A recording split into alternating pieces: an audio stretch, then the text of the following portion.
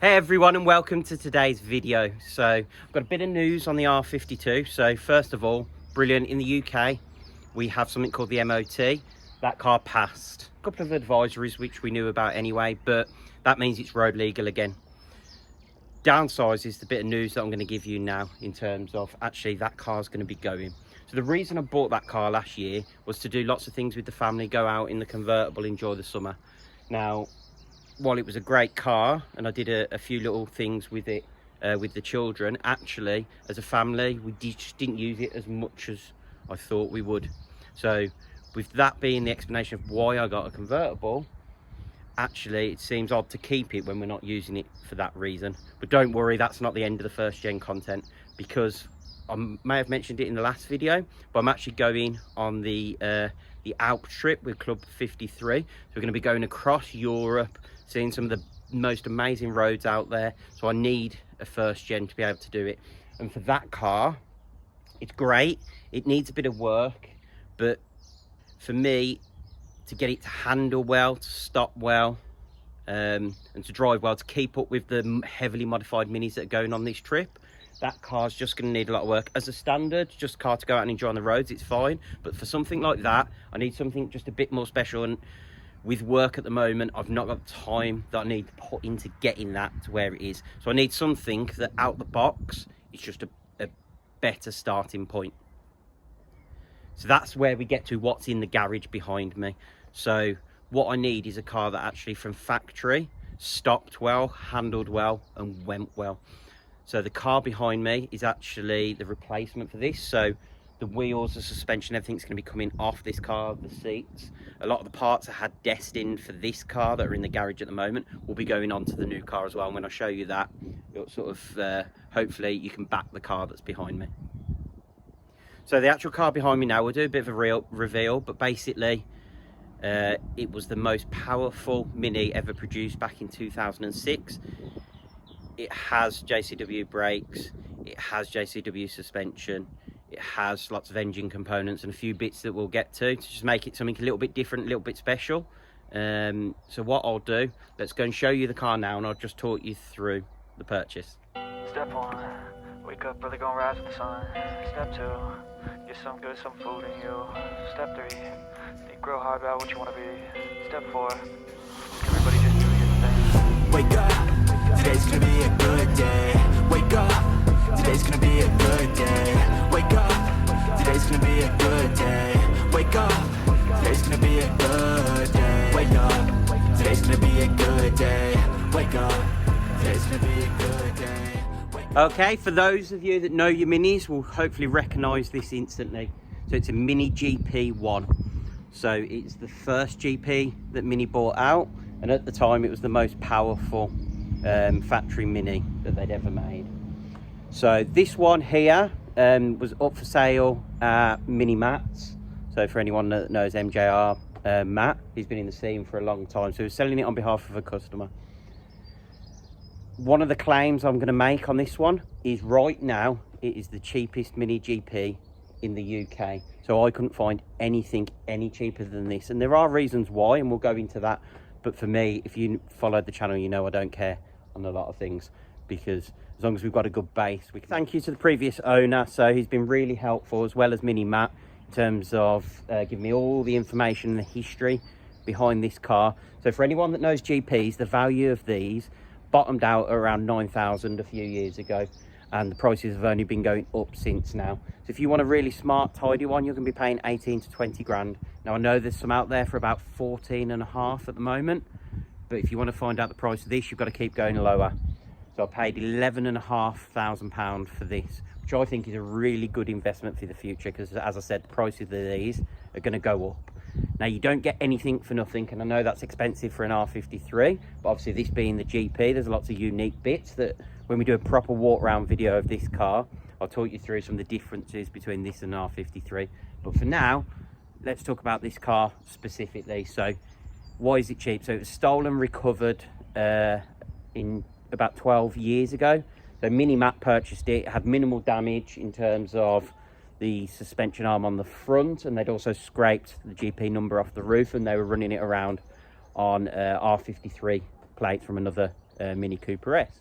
So that's one reason why it was a lot cheaper. The other reason, so it has got 100,000 miles on the clock, but when you go over this car has been dailied, but it does not show any signs of wear or tear. And for anything it's needed in its life, I've got a stack of receipts like this where it's gone back to Minimat every time it's needed something. So the car, we actually got it up on the ramp at Mills's Auto, so thanks to Jason for having a quick look at it after I purchased it. And the car is clean underneath. The only damage we could find that was probably left over from the original Style and Recovery was one of the under trays was broken, so it had been snapped, that's all. So it's a bit of plastic. So we've ordered one of those because luckily Mini still make the passenger side one, they don't make the driver's side one. Okay, so let's take a look at the car itself. So I've obviously mentioned the mileage and the categorization on the car. For me, that does not bother me in the slightest. Now, the only couple of little minor things that I can see is the bonnet there. You can see it just needs a really good polish. So I actually did a little section of it in the middle here and it came up absolutely perfect. As we walk around the car, you can see everything's nice and straight all the way around. So not sure on the lights, but that's something we can solve. And obviously my private plates will be going onto the car. But as you can see, there's a few little performance modifications. So I know it's got rated pads. It's got aftermarket wheels. So it's got the Team Dynamic 1.2s, which are classic for this shape of car. If we come to the interior, I mean, it hasn't had a James clean yet, but it's still in really good condition. Just needs a bit of a hoover. But you can see we've got the standard Recaros in there. It does have an aftermarket head unit, but the massive bonus with this is I have a big pile of parts. So this is one of the reasons I went for this car, because actually previous owner kept every single stock part that they took off this car. So you can see it's got aftermarket wheels and a few other bits. In the boot of the car was everything original. So other than the wheels, so the wheels we had to bring home separately in the Defender, but I've even got the stock wheels. And you can see there's the rear seat delete kit that obviously you get with the GP1. So it was 2-seater from factory. But in here, everything's there that you'd expect to see. So for me, like the previous owner even changed the gear knob. I reckon the steering wheel's potentially been changed because everything looks like new in here. It just needs a good spruce up and it will be perfect. Nose GP, so they all had a unique number. So this was 1572. So if anyone knows any of the history of this car, please give me a shout and comment down below. That'd be really useful. But as you can see, everything that's been done, there's just little tasteful modifications. So some of the dechroming on the inside, see a bit of dechroming on the outside. Carbon fibre boot handle, so that's not standard either. So you can see, yeah, super smart base to start modifying. Okay, and if we come into the engine bay, we can see most of it is stock in here. So we've got the GP intercooler. That was something I was really happy to see that hadn't been switched over to an aftermarket one, because they recover so well from heat soak. You've got JCW strut brace. Now that's not a factory option. So, and I've got a GTT brace, so I don't know which one to keep. Keep the JCW or actually switch over. Now it's got some sort of aftermarket, are they Magnacore? Yeah, so they're Magnacore. So I've got the stock ones as well in there. You can see it looks like it's had a new one of these, which these crack anyway. We've got, obviously, because it's got the JCW tuning kit, because it's a GP, we've got the airbox as well, stock airbox. Be interesting to see whether that's had the flap removed from it. If not, I think that's a mod we might do on the channel as well to show you guys how to do that. But other than that, nice and clean. You can see it's filthy dirty but dry, and that's what I like to see. In the engine bay, it hasn't been fettled with too much. You can see you've got all the cobwebs and everything, but that for me is a good sign that this engine hasn't had loads of problems, been in and out all the time. Now it's an R53, so it wouldn't be an R53 if it didn't have an oil leak. So there is a little bit of oil on the sump, but that could just be a sump gasket, or maybe the main seal. But again, it's not nothing major, and it's something we'll get it over to Mills's Autos and get him to solve. But for the price I paid for this car, I can't complain, because for me, I think that's the lowest value this car's ever going to hit. And yeah, it might not be worth as much as something that is clean and showroom standard, but that's not what I was after with this car. Super pleased with this car. Obviously there's lots of plans. I'm literally heading off in the next half an hour to go and pick up a load of parts for this car, so I'm super excited to get going with this and get it ready for that Alps trip. Going to be doing something a bit different, so don't worry, I'm not going to be respraying. Well, we might respray in terms of tidying up some of the panels, etc., if the bonnet needs painting or the aero grills, etc., but the car is staying this colour. We might dechrome that belt line maybe and get rid of some of the chrome, but in terms of the actual bodywork itself, we're not going to touch that. That doesn't mean we're not going to change the wheels, the suspension, engine components. We're going to do some work on the interior as well. You've seen my cars, I like to have leather and Alcantara.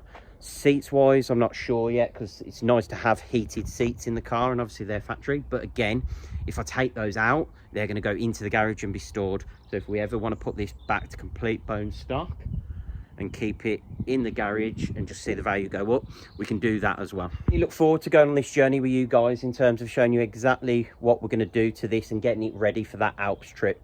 So keep an eye on Instagram, so Instagram/tweedbean. Obviously keep an eye on the YouTube channel. You'll see lots of content coming for this, and we're going to film everything we do to this. And I'm also going to try and film that Alps trip as well, so bring you guys along for the journey as well. So really excited to have this, and it's the first GP I've ever owned. For those that have followed me for a while, you'll know I've literally had pretty much, so I think the only minis I haven't actually owned is a GP, obviously any variation of GP, the coupe and the roadster. I've had a Paceman, I've had a Countryman, I've had R53s, R50, Clubman. So yeah, I think I've ticked pretty much all the boxes: R56, F56, JCWs, S's. So this for me was one of those that I thought I'd missed the boat on in terms of price, because they, like, the decent ones are hitting sort of £20,000 now. But finding this one, an absolute steal. And for me, the things that made this a bit cheaper and made it the cheapest in the UK, for me, I'm not bothered about. And I know people are posting and say, well, I brought one 5 years ago cheaper, etc. Right now the prices are going up, and I just couldn't find one any cheaper, so I'm really pleased with this purchase. So if you liked today's video, please hit that thumbs up button, subscribe, and hit the notification bell so you get alerts every time we upload new content. Thanks for watching, and we'll see you in the next video.